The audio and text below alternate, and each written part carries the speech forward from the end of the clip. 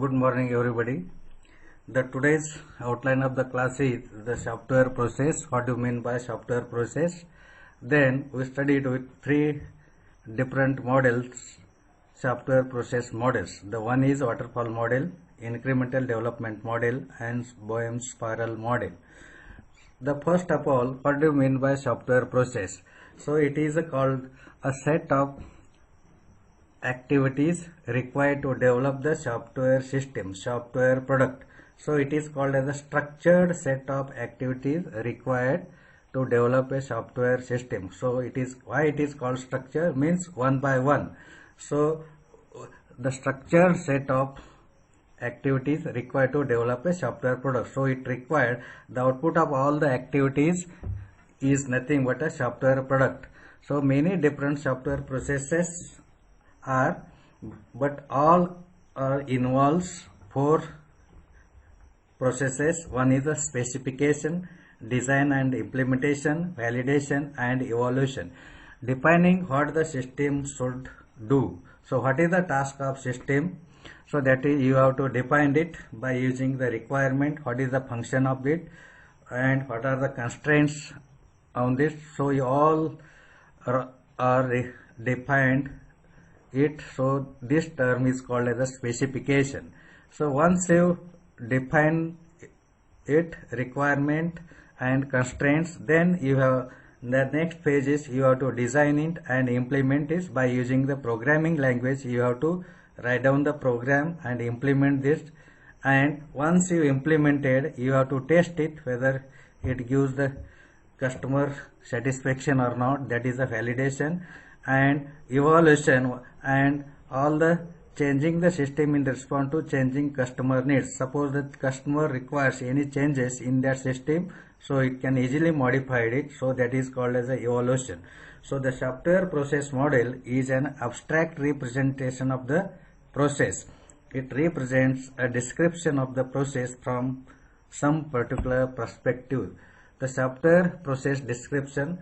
When we describe and discuss processes, we usually talk about the activities in this process, such as specifying the data model, designing the user interface, etc., and ordering of these activities. So all these activities, the output of all the activities, that is a software product. So the process description may also include product, roles, and pre and post condition, or the three terms. So what do you mean by product? So which are the outcomes of process activities? After the process activity, whatever you get, that is called as a product, software product. For example, payroll system, bank accounting system, etc. The roles which reflect the responsibilities of the people involved in the process. Pre and post condition, before and after a process, is called as a pre and post condition activities has been enacted or product produced. So the next is the plan driven and agile process.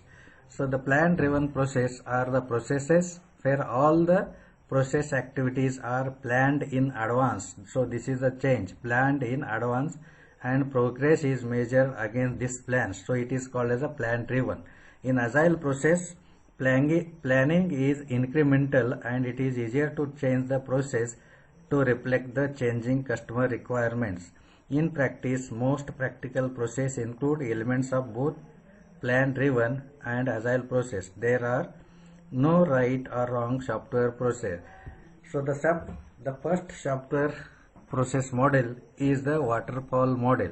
So under this, all the process activities are requirement definition, system and software design, implementation and unit testing, integration and system testing, operation and maintenance. So all these, the output of one phase is input to the next stage. So this type of model is called as a waterfall model.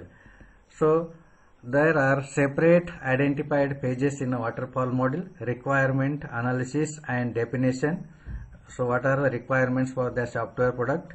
System and software design, implement and unit testing. So under one software system, it requires many units, so you test individually, implement it, and individually you test it.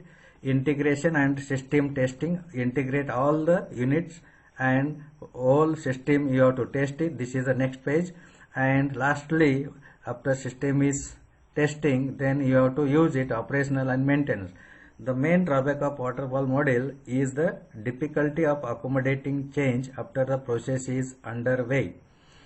So in this principle, a page has to complete before moving on to the next page. So the waterfall model has different drawbacks or disadvantages. So inflexible partitioning of the project into distinct stages makes it difficult to respond to changing customer requests. So this process is difficult to partition into distinct stages, different stages. This is a one drawback. The second is the waterfall model is mostly used for the large system engineering project where system is developed at several sites. So next model is incremental development model. Here all process activities are interleaved. So this is the process activities is one is the specification, development and validation. All process activities are interleaved. So this type is called as incremental development. So the incremental development benefits. What are the benefits of this type of model? Is the cost of accommodating changing customer requirements is reduced. Why it is reduced? The amount of analysis and documentation that has to be redone is much less than is required with waterfall model. And it is easier to get customer feedback on the development work that has been done. This is the second benefits. And more rapid delivery and deployment of useful software to customer is possible. So this model has also drawback. This process is not feasible because all activities are interleaved. The system structure tends to degrade as a new increments are added, any new functions are added in that system, so its structure tends to degrade. The next model is the Boehm spiral model. So this is a block diagram.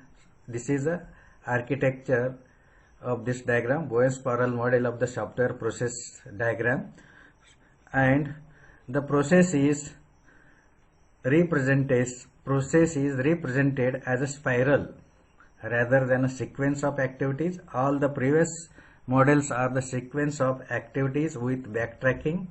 Here all processes are represented as a spiral.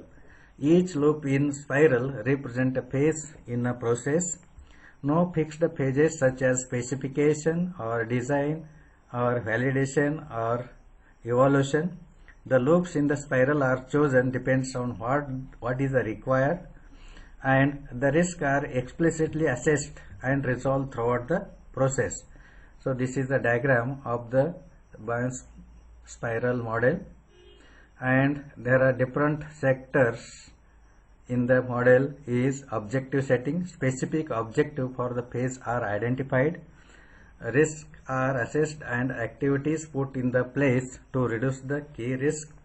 And the third sector is development and validation. Development model for the system is chosen, which can be any of the generic model, and planning, the project is reviewed and next phase of the spiral is planned. So the main uses of the spiral model has been very influential in helping people think about iteration in software process and introducing the risk-driven approach to the development.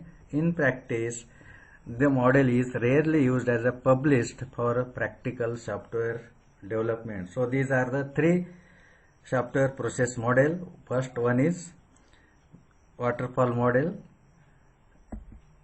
Second is incremental development problem model, Boehm spiral model, and all the PPTs are taken from Software Engineering by Leon Somerville. Thank you.